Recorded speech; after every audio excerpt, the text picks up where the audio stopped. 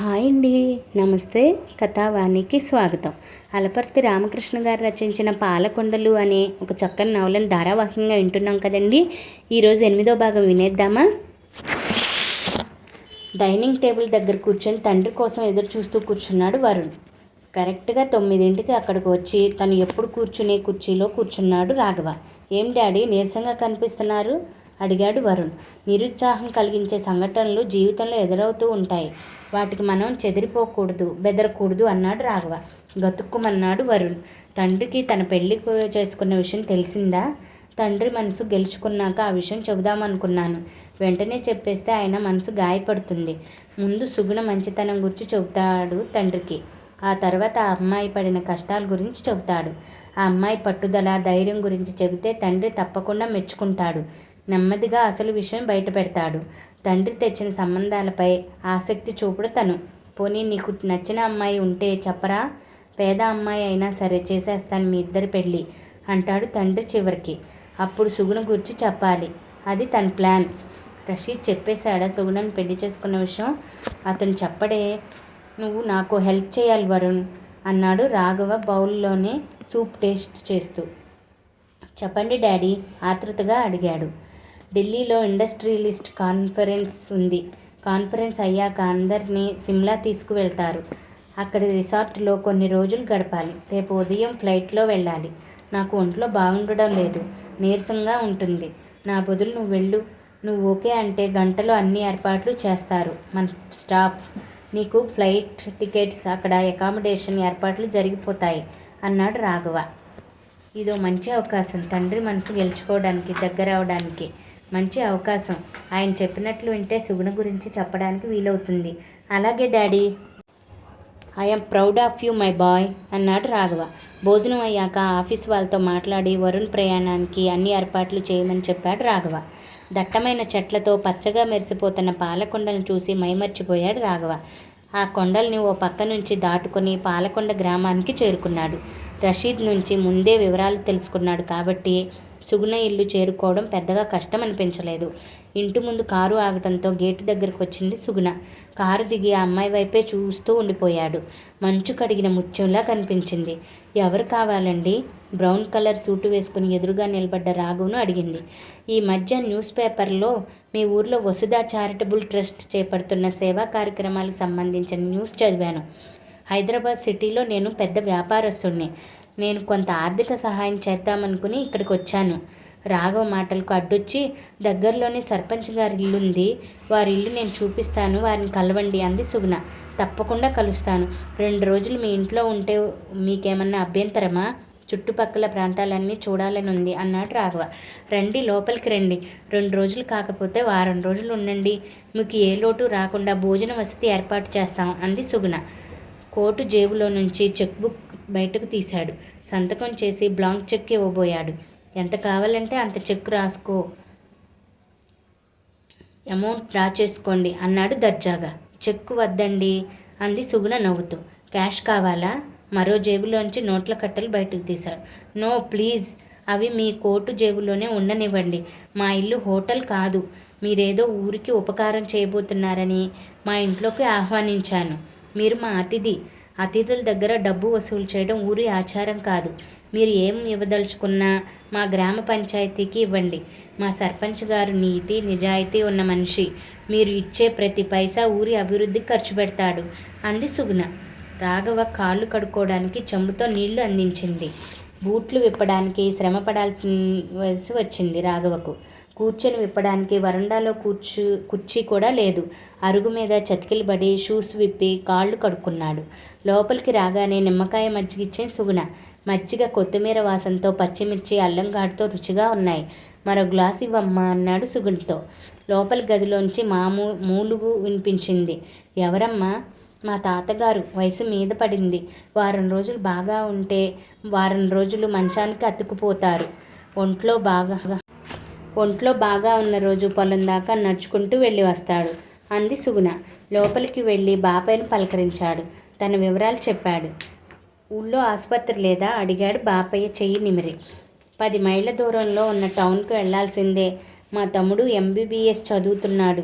వాడి చదువు పూర్తయ్యాక ఈ ప్రాంతంలోనే హాస్పిటల్ పెట్టించాలని అనుకుంటున్నాం అంది సుగుణ. హాల్లోకి వచ్చాక టేబుల్ మీద ఉన్న వరుణ్, సుగుణ పెళ్లి ఫోటో మీద రాఘవ దృష్టి పడింది. నీకు పెళ్ళయిందా? మీ వారు ఏం చేస్తుంటారు? వసుధ చారిటబుల్ ట్రస్ట్ చేపట్టే కార్యక్రమాలు పర్యవేక్షణ చేస్తూ ఉంటారు. మీ వారిదేనా ఆ ట్రస్టు? కాదండి, ఆ ట్రస్ట్ చైర్మన్ హైదరాబాద్లో ఉన్నారంట. చైర్మన్ గారి పని మీదే ప్రస్తుతం ఢిల్లీ వెళ్ళారు. ఆ విషయం రాత్రి ఫోన్లో చెప్పారు. మీ వారి పేరు ఏమిటి? ఏమీ తెలియనట్లుగా అడిగాడు రాఘవ.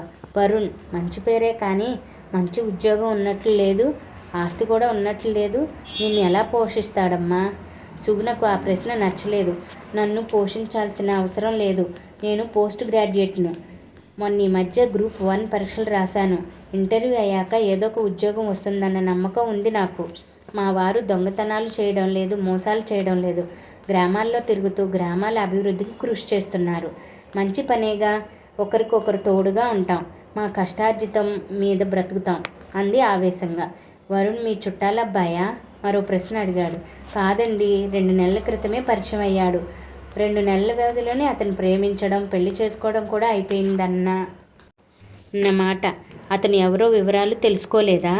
వరుణ్ మీద పూర్తి నమ్మకం ఉంది నాకు. అతని తండ్రి హైదరాబాద్లో ఉంటాడట. ఏం చేస్తుంటారు మీ మామగారు? తెలియదండి.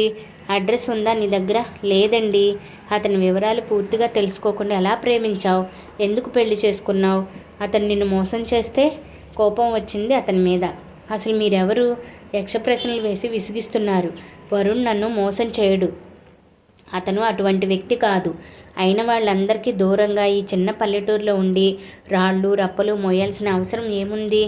శ్రమ పడుతున్న వాడిలా 4 రోజులు నాటకం ఆడి ఆడపిల్లని బుట్టలో వేసుకుని మరో ఊరికి మకాం ఎత్తేసిన వాళ్ళు, ఆడపిల్లల్ని రెడ్ లైట్ ఏరియాలో అమ్ముకునే వాళ్ళు చాలామంది ఉన్నారు లోకంలో. నా వరుణ్ అటువంటి వ్యక్తి కాదు. రాఘవను ఇంట్లో నుంచి తరిమేయాలన్నంత కోపం వచ్చింది ఆమెకు. ఢిల్లీ వెళ్తున్నట్లు నీకు అబద్ధం చెప్పి ఉండవచ్చు, మళ్ళీ నీకు కనిపించడేమో అన్నాడు రాఘవ ఆమె మొహంలో మారుతున్న భావాలను గమనిస్తూ. దయచేసి నా వ్యక్తిగత విషయాల్లోకి లోతుగా వెళ్లాల్సిన అవసరం మీకు లేదు. మీ పని ఏదో మీరు చూసుకోండి. నా మనసుకు కష్టం కలిగించేటట్లు మాట్లాడుతున్నారు. నా ఓర్పును సహనాన్ని పరీక్షించవద్దు. మీరు మరోమారు వరుణ్ గురించి మాట్లాడితే మా ఇంట్లో నుంచి వెళ్లాల్సి వస్తుంది. ఇంటికి వచ్చిన అతిథిని అవమానించబడటం నా అభిమతం కాదు అంది కళ్ళల్లో ఉక్కుతున్న కన్నీరును ఆపుకునే ప్రయత్నం చేస్తూ. పెద్దవాడిని కదా, నాకొచ్చే అనుమానాలు నాకు వస్తాయి. ఏ పని పాట లేకుండా బలాదూర్గా తిరుగుతూ నీకు భారం అవుతాడేమోననే ఉద్దేశంతో అలా మాట్లాడాను. నీ మనసును గాయపరచాలని కాదు. అతనికి ఆస్తిపాస్తులు ఏవి లేవో అనుమానం వ్యక్తపరిచాడు. అతనికి ఆస్తి లేకపోతేనే దయ ప్రేమ హృదయంలో లేనప్పుడు ఎంత సంపద ఉన్నా అతను బికారే అనుకుందామె. ఆస్తి లేకపోయినా పర్వాలేదు, అతనికి సంస్కారం ఉంది, మంచితనం మా ఊరి పాలకొండల తల్లి ఉంది అతనిలోనే అంది సుగుణ. పైకి కఠినంగా మాట్లాడుతున్న రాఘవ హృదయం ఆనందంతో గంతులు వేస్తూనే ఉంది. ఆమె సమాధానాలు వింటుంటే ఆమె మనసు ఏమిటో తరిచి చూడాలనే అతని ప్రయత్నం. 2 రోజులు పాల్కొండలో ఉన్నాడు రాఘవ.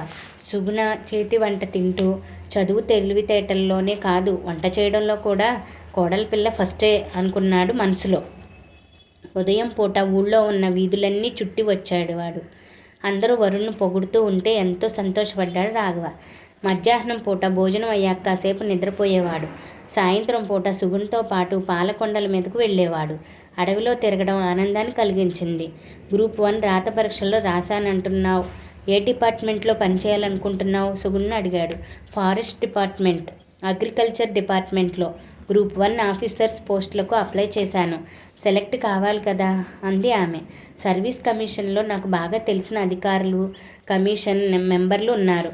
నీ వివరాలు కాగితం మీద రాసివ్వు, వాళ్ళకి చెబుతాను అన్నాడు అతను. రికమెండేషన్, డబ్బుతో వచ్చే ఉద్యోగాలు నాకు అవసరం లేదు.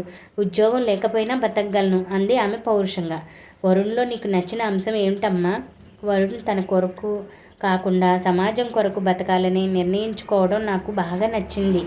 ఊళ్ళో ఎంతో మార్పు తెచ్చాడు వరుణ్.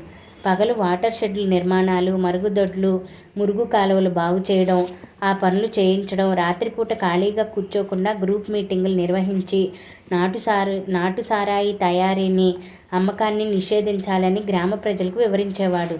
ఊరి సర్పంచ్ గ్రామసభ నిర్వహించి నాటు సారాయి తయారు చేసినా, అమ్మినా, తాగినా వాళ్లకు రేషన్ కార్డు, మంచినీటి సరఫరా నిలిపివేస్తామని తీర్మానం చేశాడు. ఆ నిర్ణయం వెనుక వరుణ్ కృషి ఎంతో ఉంది. గ్రామంలోని ప్రజల చేత వారంలో ఒకరోజు శ్రమదానం చేయించాడు. చెప్పుకుపోయింది. వరుణ్ గురించి చెబుతున్నప్పుడు సంతోషంతో ఆమె కళ్ళు మెరవడం గమనించాడు రాఘవ. పాలకొండలకు దక్షిణం వైపు ఉన్న గ్రామాల దగ్గరకు తీసుకువెళ్ళింది రాఘవను. కొండ వాలు ప్రాంతాల్లో ఈ గ్రామాల్లో సరైన నీటి వసతి లేదు. మా ఊళ్ళో 2 పెద్ద చెరువులు ఉన్నాయి, కానీ ఈ గ్రామాలకు నీటి కొరత ఉంది. ఈ కొండవాలు వాటర్ షెడ్ల నిర్మాణాలకు అనుకూలంగా ఉంటుందని వసుధ చారిటబుల్ ట్రస్ట్ వాటర్ షెడ్ నిర్మాణాలను మొదలుపెట్టింది. మరో 2-3 నెలల్లో ఆ పనులు పూర్తవుతాయి. ఇక్కడ ఉల్లిగడ్డ, మొక్కజొన్న, పసుపు పండించాలని రైతులు అనుకుంటున్నారు. వాటర్ షెడ్ వివరాలు రాసి ఉన్న బోర్డు దగ్గరకు తీసుకువెళ్ళింది. ఆ బోర్డు మీద ఉన్న భార్య ఫోటో చూసి ఏడ్చేశాడు రాఘవ. వసుధ ఆయన భార్య పేరే. ఎందుకు కన్నీళ్లు పెట్టుకుంటున్నారు అడిగింది సుగుణ ఆదుర్దాగా. కంట్లో నలక పడింది అన్నాడు అతను. కంట్లో నలక పడితే చిన్నపిల్లాళ్ళ ఏడుపు మొహం పెడతారా అంటూ రాఘవ కంటి రెప్పలు తెరిచి నోటితో ఊదింది. పోయిందా నలక?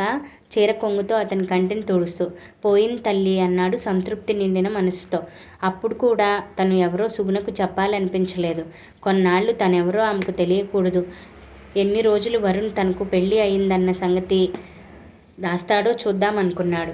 మరుసటి రోజు సాయంత్రం పూట ఎండలో మెరుస్తూ ఉన్న పూల ముక్కలకేసి చూస్తూ కాలక్షేపం చేస్తున్న రాఘవ, సుగుణ కంగారు పడుతూ కాలు కాలిన పిల్లిలా ఇంట్లో నుంచి బయటకు లోపలికి తిరగడం గమనించాడు రాఘవ. ఏంటమ్మా కంగారు పడుతున్నావు అడిగాడు. మా తమ్ముడు గుంటూరులో MBBS చదువుతున్నాడు. వాడికి చెప్పలేక వెక్కి వెక్కి ఏడ్చేసింది. ఆ అమ్మాయిని సముదాయించి జరిగిందేమిటో తెలుసుకున్నాడు. సత్యం MBBS పూర్తి చేసి హౌస్ సర్జన్ చేస్తున్నాడు. తనతో పాటు మెడిసిన్ చదివిన జైస్ను ప్రేమించాడు.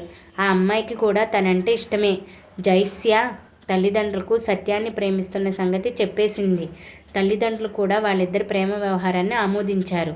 సమస్య ఎక్కడొచ్చిందంటే జైస్య తల్లిదండ్రులు గుంటూరులో లీడింగ్ మెడికల్ ప్రాక్టీషనర్స్, నగరం నడి ఒడ్డున పెద్ద హాస్పిటల్ కట్టించుకున్నారు. ఆ అమ్మాయి ఒక్కతే వాళ్ళ సంతానం. కూతుర్ని MD గైనకాలజీ చదివించిన MS సర్జన్కు ఇచ్చి పెళ్లి చేసి ఆ హాస్పిటల్ అప్పగించాలని వాళ్ళ తాపత్రయం. అణుకువ, వినయం ఉట్టిపడే సత్యం కూడా వాళ్ళకు బాగా నచ్చాడు. అతన్ని ఇంటికి పిలిపించి మాట్లాడారు. మా అమ్మాయిని నువ్వు ఇష్టపడుతున్నావు. మీ పెళ్ళికి మాకేం అభ్యంతరం లేదు. పోస్ట్ గ్రాడ్యుయేషన్ చేశాక ఇద్దరూ పెళ్లి చేసుకోండి. మాకు తెనాలికి దగ్గరలో ఉన్న పెదపూడిలో 10 ఎకరాల మాగాణి ఉంది. గుంటూరులో 4 భవనాలున్నాయి. ఆర్థికంగా ఎటువంటి ఇబ్బంది లేదు. మీ వాళ్ళు MS చదివించే స్థితిలో లేకపోయినా మేం చదివిస్తాం. నువ్వు మాతో పాటు ఉండి హాస్పిటల్ చూసుకోవాలి. అదొక్కటే నేను కోరుకునేది. కుండ బద్దలు కొట్టినట్టు వాళ్ళు మనసులో మాట చెప్పేశారు. వాళ్ళు అలా కోరుకోవడంలో ఎటువంటి తప్పు లేదనిపించింది సత్యానికి.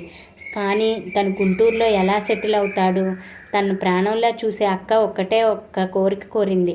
పాలకొండ దగ్గర హాస్పిటల్ కట్టించి ప్రాక్టీస్ అక్కడే చెయ్యాలి. ధనార్జన ధ్యేయంగా పెట్టుకోకుండా చుట్టుపక్కల పల్లెటూరు ప్రజలకు చౌకలో వైద్య సహాయం అందించాలి. అక్కకు ఎలా చెప్పాలి?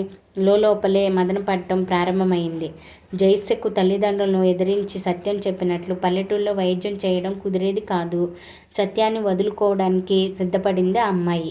స్పష్టంగా చెప్పేసింది తల్లిదండ్రుల హాస్పిటల్లోనే పనిచేయాలని. అతను ఒప్పుకోలేదు. బంధువుల్లో ఓ అబ్బాయి ముందుకొచ్చాడు. అతను MS కూడా పూర్తి చేశాడు. జైస్య తల్లిదండ్రుల ప్రతిపాదనను ఒప్పుకొని ఇల్లరికం ఉండటానికి ఇష్టపడ్డాడు. ఆ సంబంధం ఎక్కడ తప్పిపోతుందోనని వెంటనే ఖాయం చేశారు. సత్యంను ఎలాగైనా ఒప్పించాలని ఆఖరి ప్రయత్నం చేసింది జైస్య.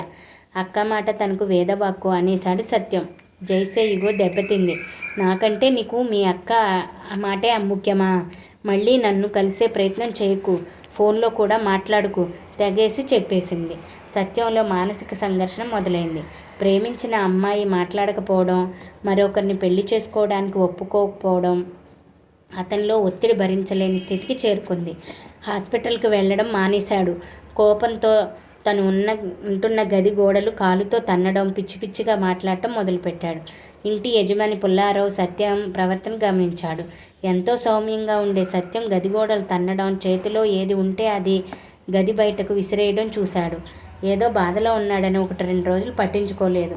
భోజనానికి మెస్కు వెళ్ళకపోవడం, అర్ధరాత్రి పూట కేకలు పెట్టడం గమనించి సత్యం ఉన్మాద స్థితికి చేరుకున్నాడని అర్థం చేసుకున్నాడు. వెంటనే సత్యం అక్క సుగుణకు ఫోన్ చేసి వెంటనే రమ్మని చెప్పాడు. సుగుణకు ఏం చేయాలో తోచడం లేదు. ఎంతో ఆరోగ్యంతో నిండుగా కనిపించే తమ్ముడికి మనోవైకల్యం ఏమిటి? తమ్ముడు ఎంతో కష్టపడి మెడిసిన్ చదివాడు. ఆ చదువంతా వృధా కావాల్సిందేనా? వాడు ఎన్నాళ్లకు కోలుకుంటాడో? కారు ఎక్కు, గుంటూరు వెళ్దాం. నా స్నేహితుడు సైకాలజిస్ట్, అతని దగ్గరకు తీసుకెళ్దాం మీ తమ్ముడిని అన్నాడు రాఘవ. మీరు ఏదో పని మీద మా ఊరు వచ్చారు, మీకు ఇబ్బంది కలిగించడం నాకు ఇష్టం లేదు అంది సుగుణ రాఘవతో.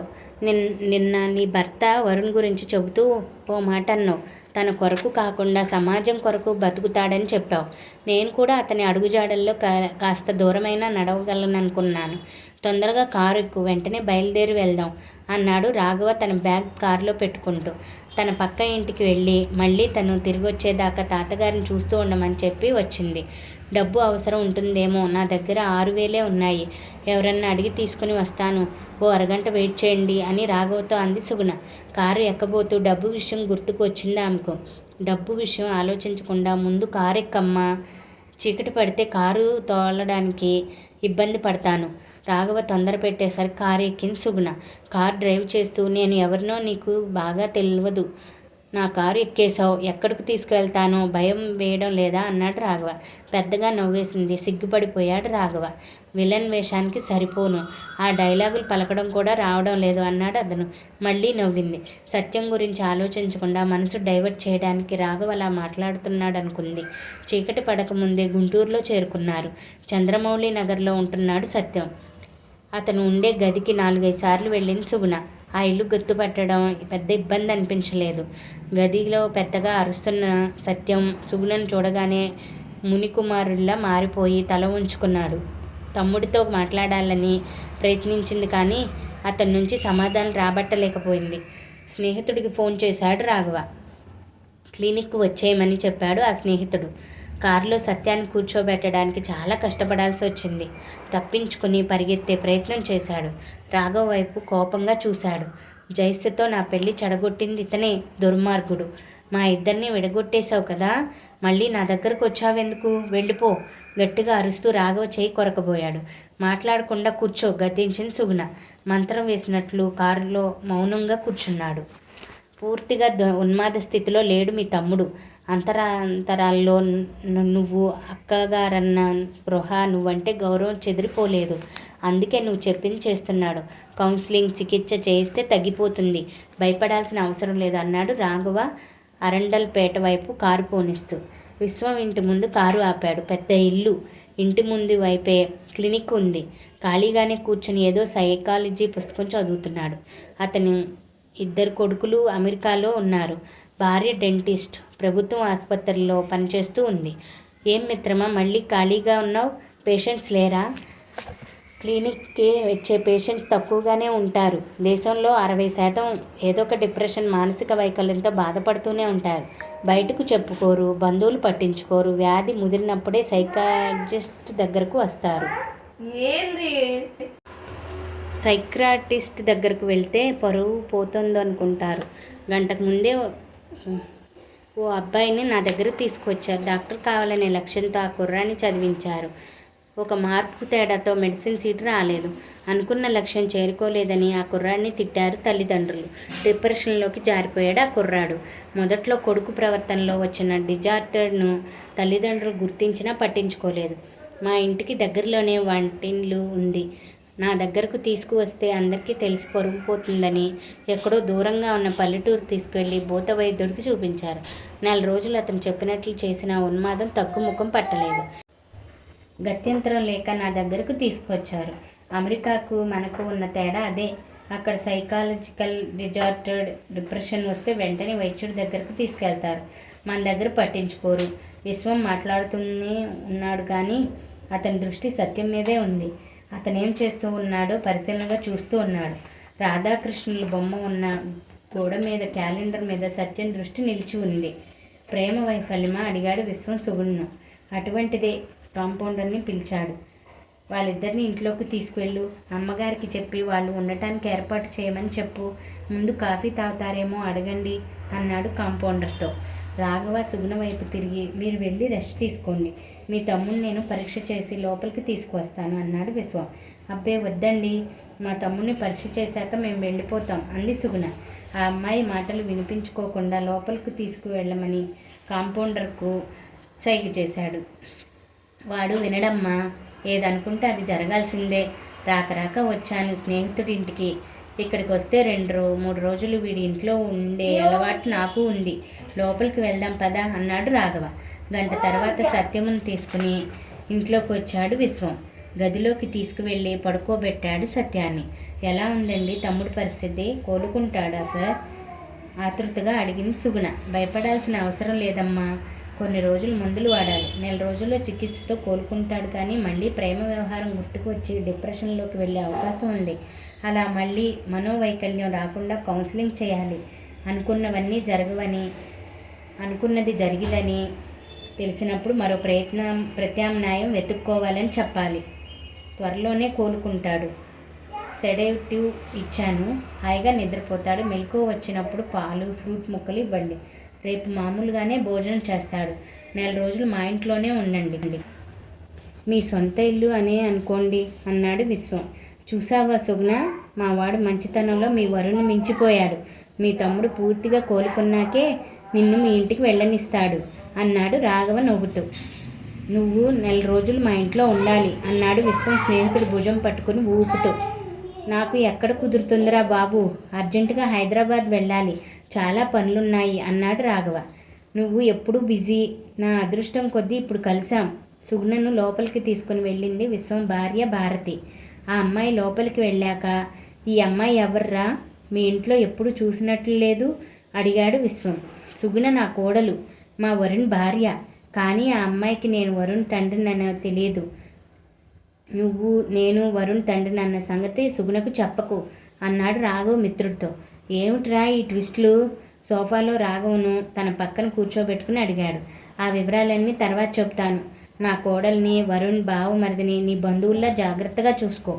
వాళ్ళు వెళ్తామని ఒత్తిడి తెచ్చినా మీ ఇంట్లో నుంచి వెళ్ళనివ్వకు అన్నాడు రాఘవ. 8వ భాగం ఇంతటితో సమాప్తమండి. మిగిలిన భాగాన్ని రేపటి భాగంలో తెలుసుకుందామా?